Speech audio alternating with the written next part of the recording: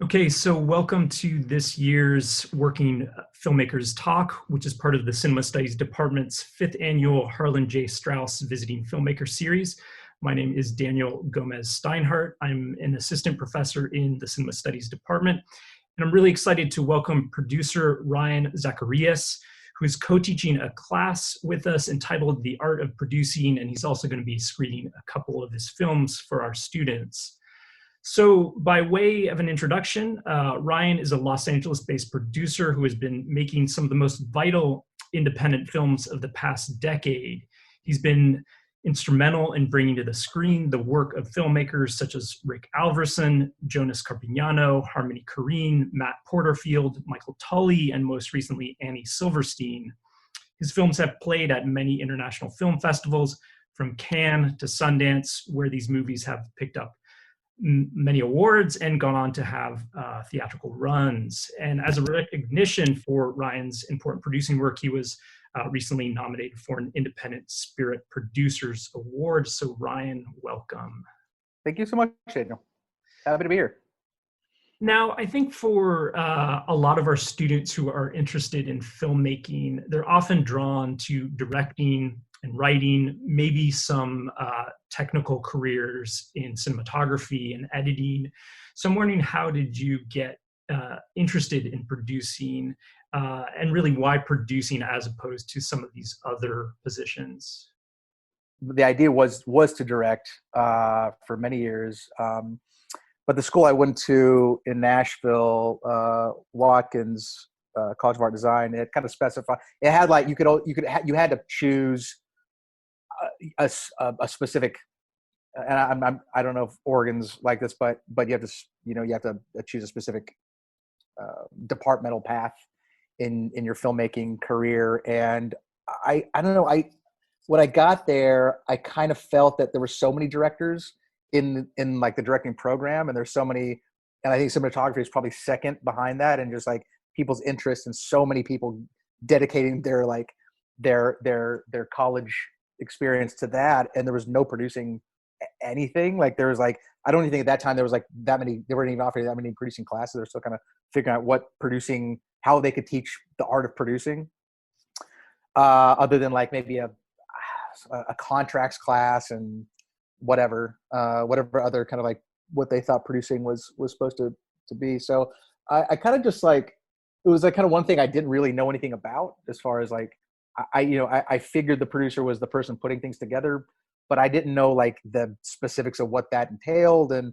I think my interest was drawn to still direct films, and I directed short films in film school, as you do, but I think I just didn't know what producing was. And when I started like kind of learning a little bit more about the aspects of what you do as a producer, and mostly a creative producer, outside like the financing side of things, or even the business side of things, which I didn't really give a shit about much back then. But I started taking those classes, and then I found myself kind of just hustling a little bit. Like I like somebody needed a producer, and since there weren't many producers, I just, I offered my services. And I think as I grew into like probably my third or fourth production films, I just started producing everybody. I mean, I think it caught on that I was producing. So then I would be asked more to produce so-and-so short.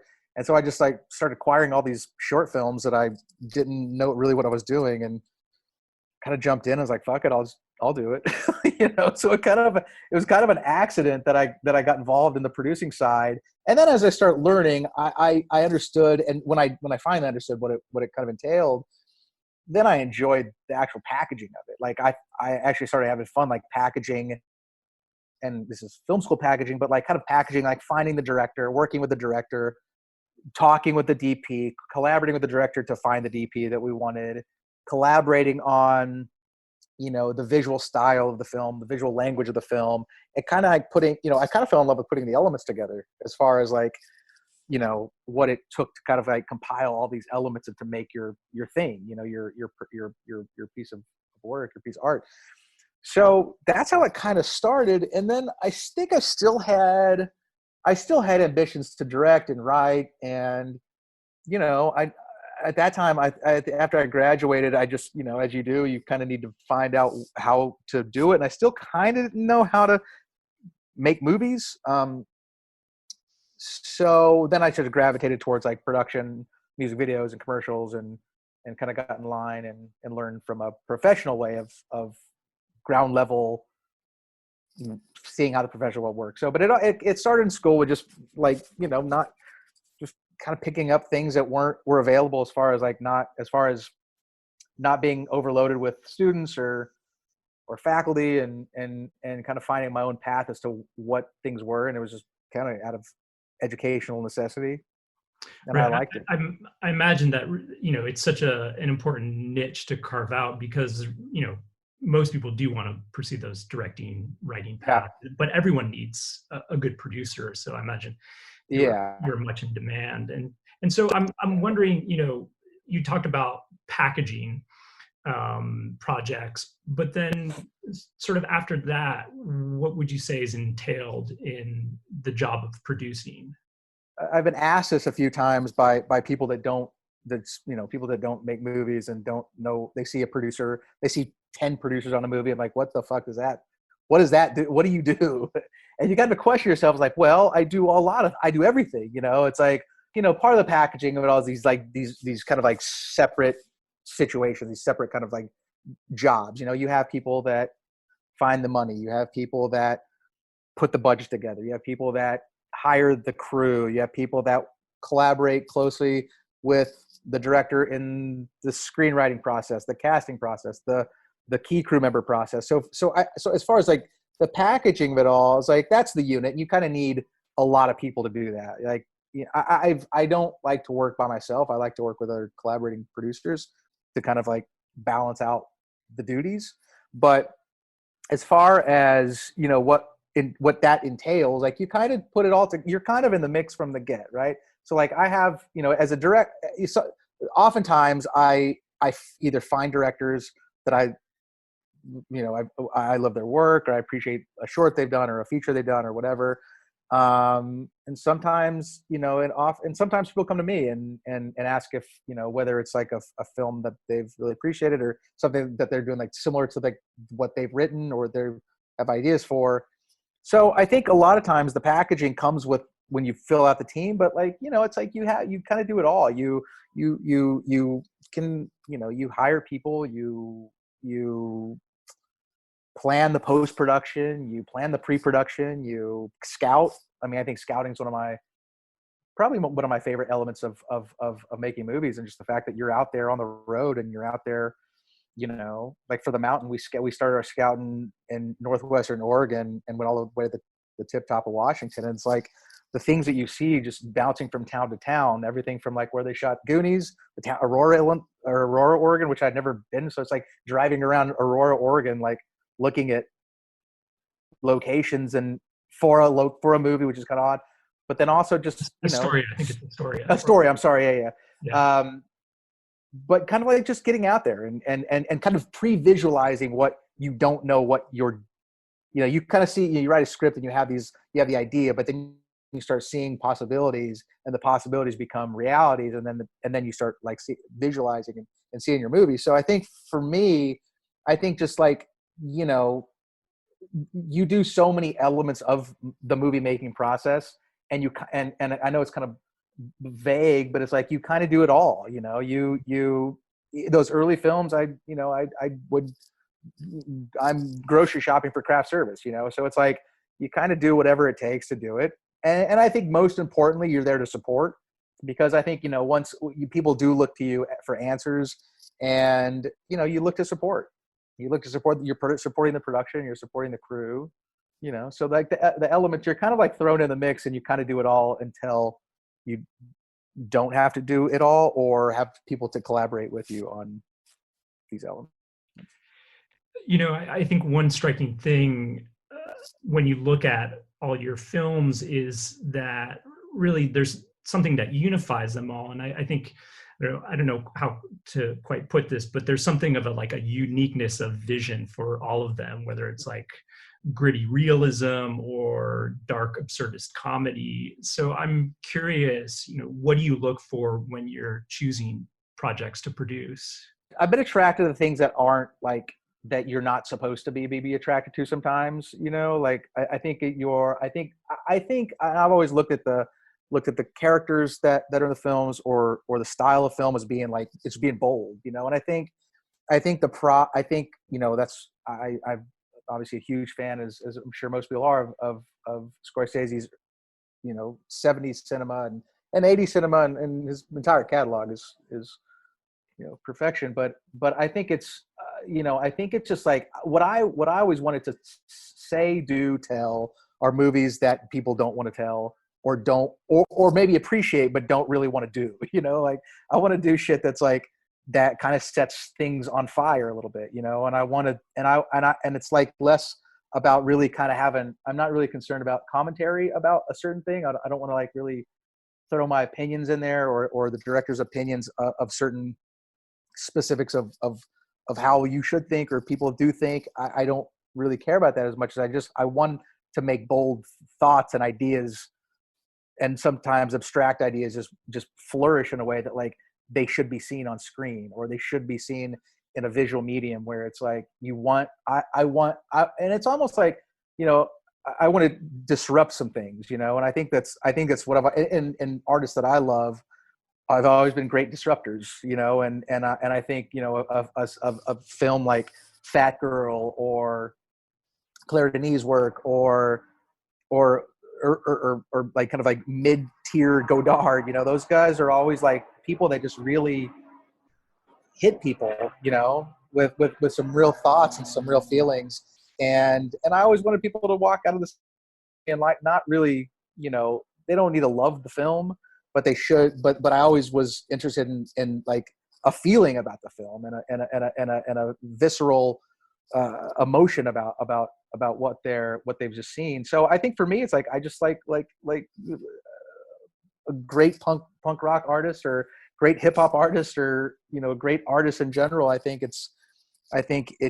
just was always interested in people and being able to disrupt the normalities of whatever art is, and kind of like throwing a little curveball at it and seeing how it takes. You talked about wanting to work with certain directors, and for a number of them, you've worked repeatedly with them. And so I was wondering if you can talk a bit about sort of your relationship to the director and the different ways that you try to support them.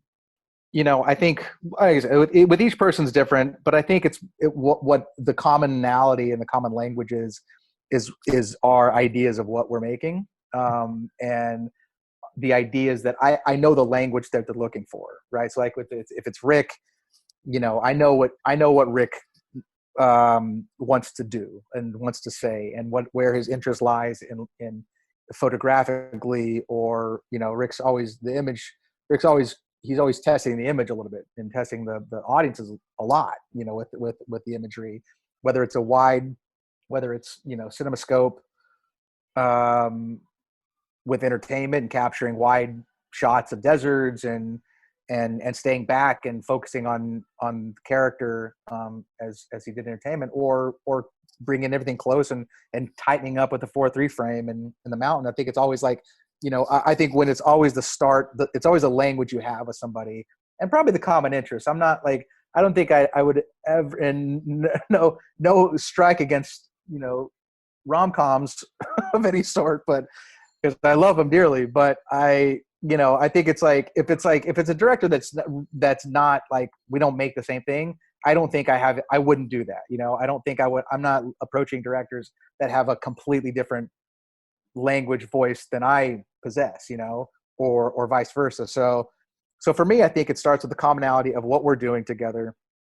With Rick's, Rick and I met after New Jerusalem, and it was kind of like we both, during our first conversation, had brought up Bresson and Cassavetes as, it's two of my favorite filmmakers and two of his favorite filmmakers. And like, you have that already commonality. So it's like, oh, I know what you're looking for, or I know the language that you speak, so to speak. So with each person, with Jonas is his own beast, and what he does is like is a singular vision that incorporates a group of making that vision happen. And it's with Jonas, it's like really supporting him and making sure he needs and he gets what he needs to make these films, which are often difficult movies to make, but you really have to go in there, you know what he needs, you know what he wants, and you fulfill those things. So, but I think with everybody just has of their own vision and their own voice and their own loudness. And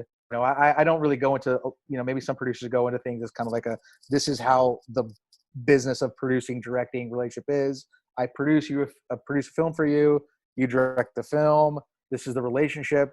For me, when I make a film with somebody, we become deep friends. There's a deep friendship there, and there's a trust that encompasses that friendship. So it's like, so you go in and you're like, okay, we'll do it again. Let's do this next one. Let's do this next. So I think for me, it really is like, I go in it and I think what's always been comfortable for me, and maybe that's why I gravitate for some people too, is a closeness and an intimacy that really is, you need to have that kind of relationship. If you're on the ground and you're closely related to the director and the production, I think you either grow to hate each other, or grow to love each other. And I guess I've been lucky that it's all been love.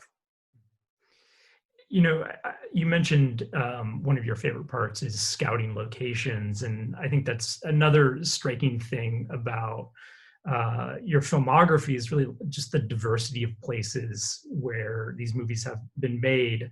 And let me just kind of run through some of these locations. You've made films in Nashville, you mentioned that's, you've spent time there, Baltimore, Houston, upstate New York, all kinds of small towns throughout Central California, and then, locations abroad, Ireland, Italy.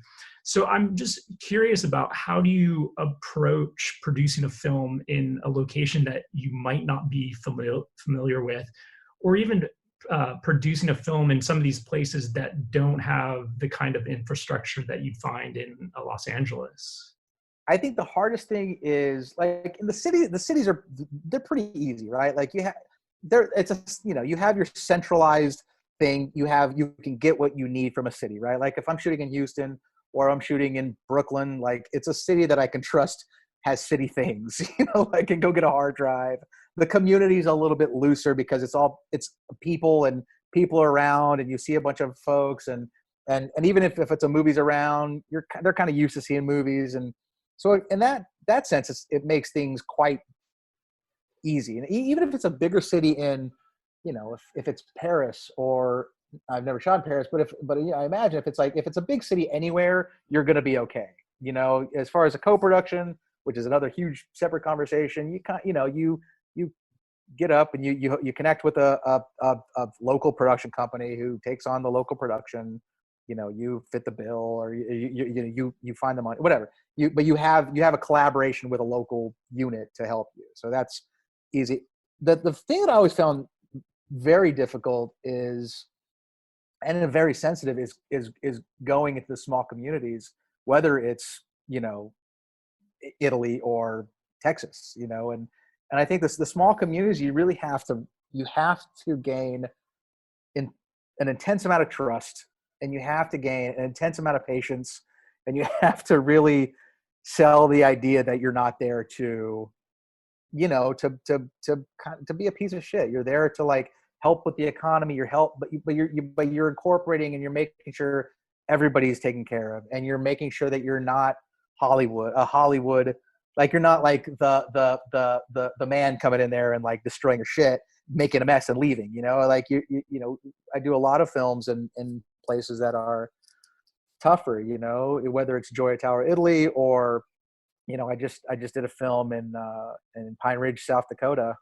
Pine Ridge Indian Reservation in South Dakota, and it's like it's you need to be able to like, to make a film anywhere, you need to access the community, you need to have community relations, and you have to have people that vouch for you in this community, that you're doing the right thing, you're there for the right reasons, and I think for me, it's like, if a lot of my ideas, a lot of my people that I work, produce with, their ideas are in these tougher communities, and maybe tougher neighborhoods or tougher towns, and And I think it really is, it has to start with, with that relationship and with that trust and with that kind of cosign to say, I have so and so is vouching for me, and I won't break that trust. I won't break that, whether it's monetarily, whether it's bringing a small team in, whether it's, it's all comes from the right place, and it comes from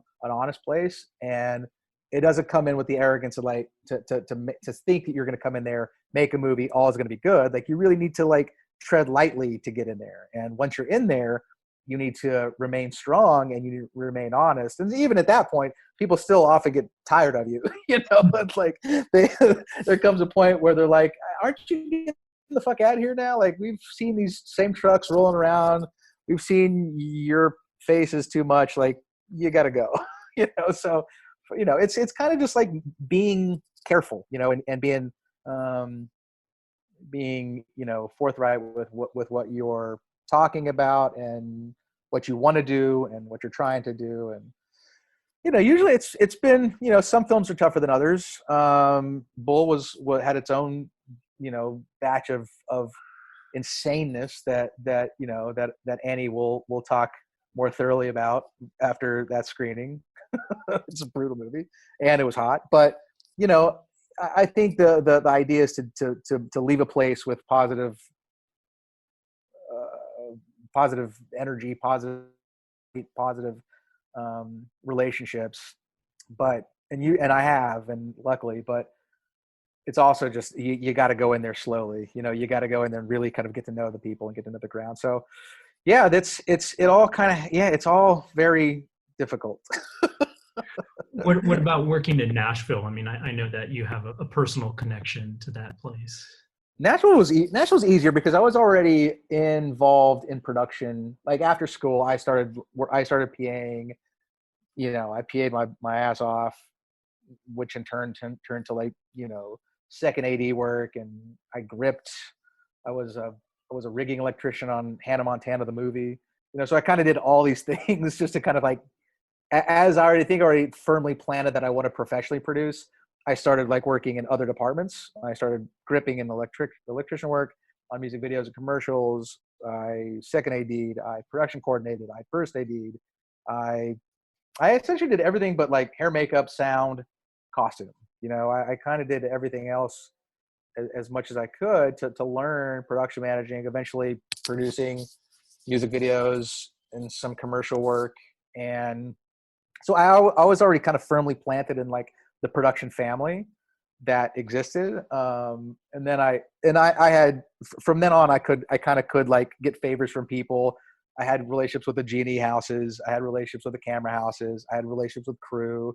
Nashville's a small market, so everybody kind of knows everybody, so you're not really, you're not like, if you fuck up, they know you fuck up. So Nashville's actually like, even going in different neighborhoods, neighborhoods that are probably, aren't great to be in.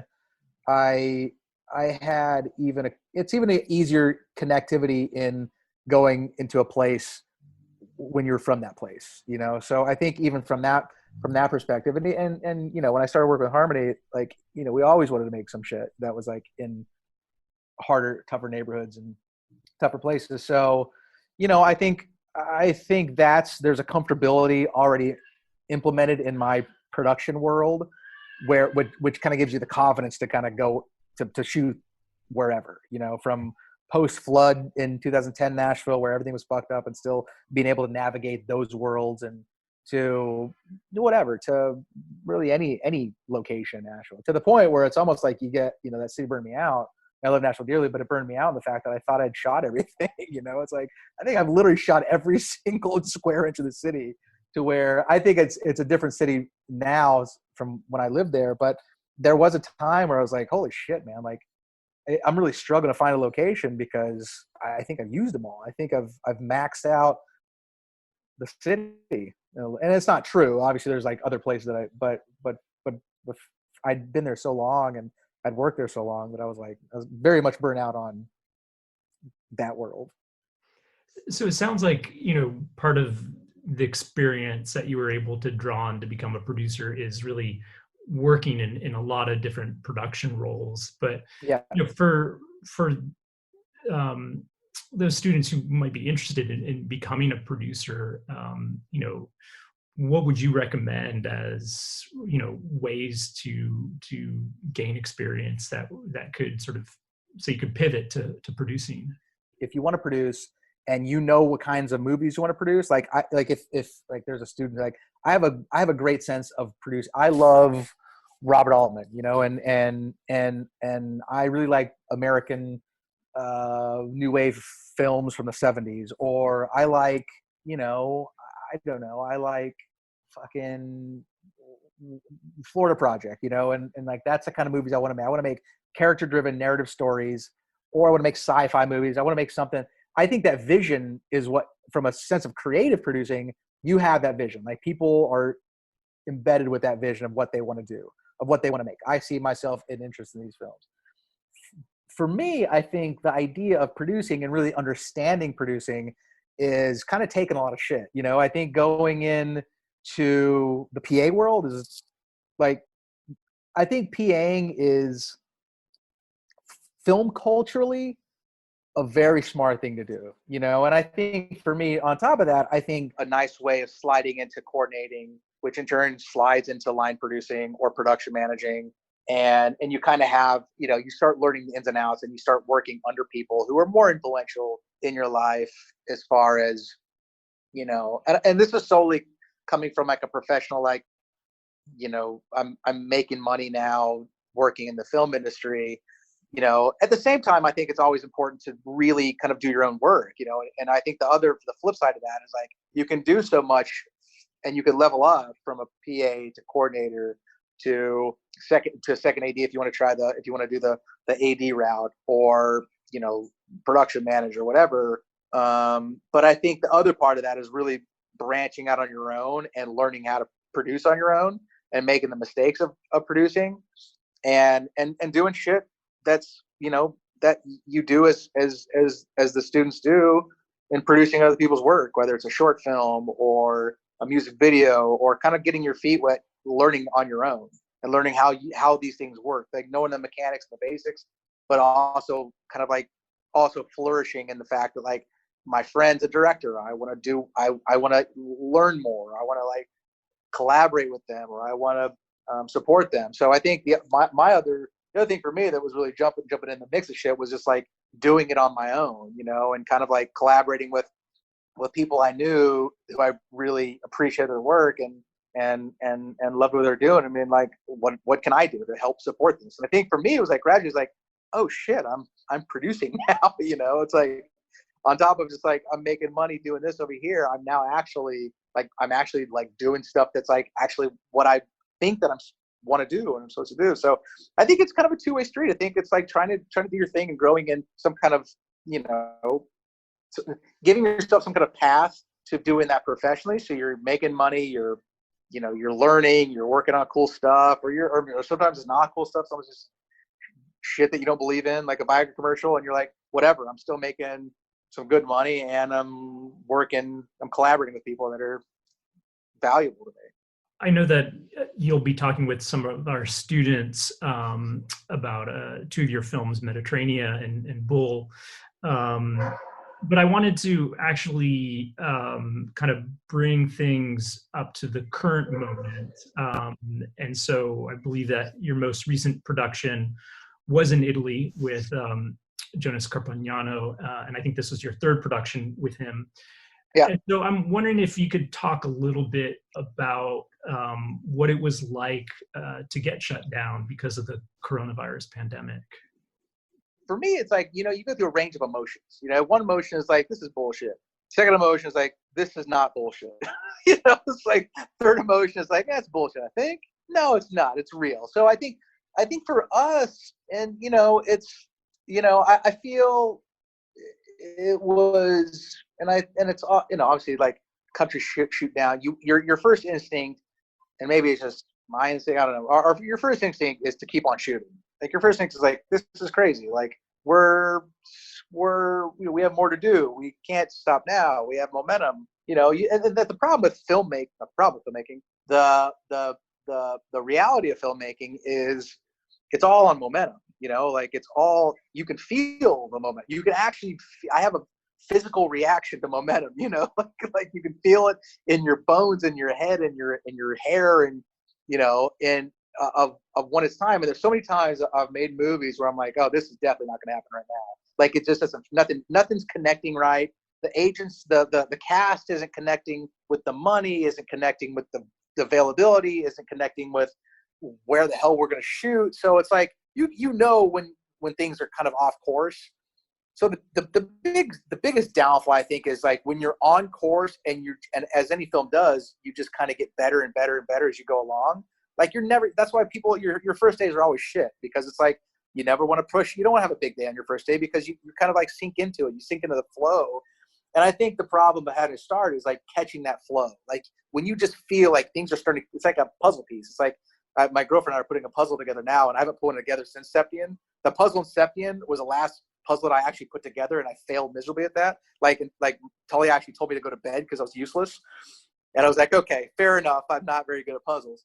But, it's like that puzzle piece that you're trying to fit anything you can in there, and it finally works, and you have like an outlet, and then things kind of start clicking in more and more. And I think that for us, it was really when you're just starting to hit the high notes, you're starting to sink in. There's a real rhythm. There's a real momentum, and then and then the world tells you to stop. Then you're like, what do you mean? Like, well, what do you mean? Like we're starting to get in a groove of things, and we're feeling it, and you're feeling it, and even in a production sense, you go through these real, like the rigors, the physical elements of making a movie, a long movie that's, that maybe has difficulties. You really want to find those grooves, and then you stick to them, because you start riding that wave of like, exhaustion and fear and happiness, and you go through all these things. And I think when it just tells you to stop, then then your mind's not, you're not allowed to process anything. I think for us, as you do when you make a film, you get in the groove of film, you get tired, you get sluggish, you get a second wind, you finish strongly, then you start to wrap out, then you go home and you kind of sit and like kind of process it all when you're in your home and you're allowed to. And and for us, and I think probably true for other productions who had the same circumstance, it's so abrupt, and it's so like, boom, you're done. You can't go on because nature and law doesn't allow you, and that's kind of where, I think that's where, I mean, obviously everybody's emotions are different, but I think that's where it kind of like, where it started sinking like weeks later. They're like, holy shit, that was fucking weird. Like you're just like, you're kind of like questioning, you're not questioning. You're just kind of like, your process was a little bit different, because once you get in that space where you're just going, day 30 was the same as day 10, was the same as day 45. You're just like in it, and I think when it ends like that, it's just, there's no like process there's no next step. Like you're now like, well, what the fuck are we gonna do now? Like any vaccines out there yet? So it was tough. Well, I'm sure you all had so much invested in this. Plus, also thinking about, these are jobs for people that were keeping people employed. And I have to say, I mean, just having seen the two other films you've done with Carpignano, I mean, they're so beautiful. I hope that this gets finished, and we can't wait to see the results.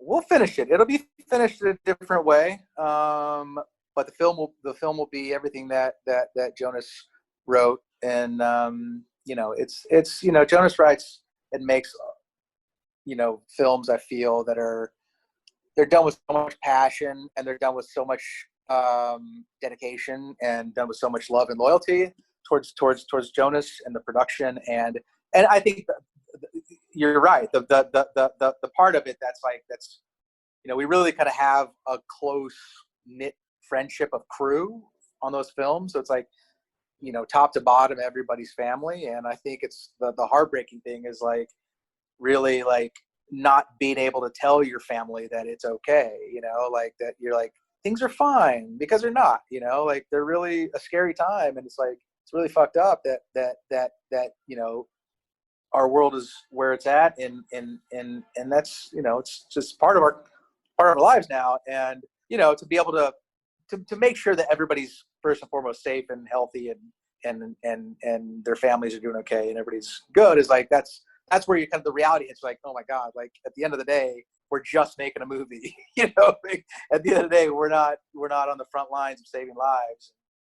And, you know, it's definitely sad. It's a sad, but in turn, all that being said, we're coming back and, yeah, we're going to finish a fucking great film. Great. I think on that uplifting note, I want to thank you so much for this and sharing your thoughts. And we look forward to you, man. talking with you some more. So awesome. Thank you so much for having me. Thank you. No problem.